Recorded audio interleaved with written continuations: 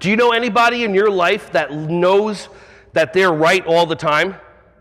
Do you know anybody in your life that has to be right all the time? You know they're not right like even 1% of the time, but for some reason, they think that explaining how they're right all the time has them look good in front of people. Now, do we know that they don't know everything? Of course.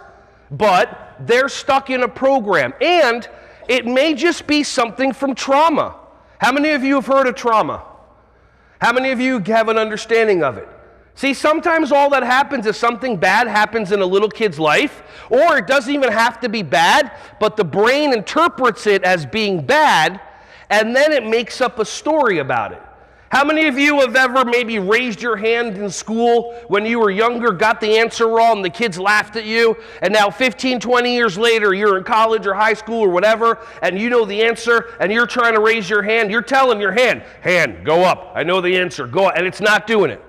Because your brain went, Remember in first grade, that 2 seconds when you felt uncomfortable and you felt hurt? Well, I'm going to make sure it never happens again. So all these behaviors that you have, it's how you are. These are just learned behaviors by your amazing chemical computer up here.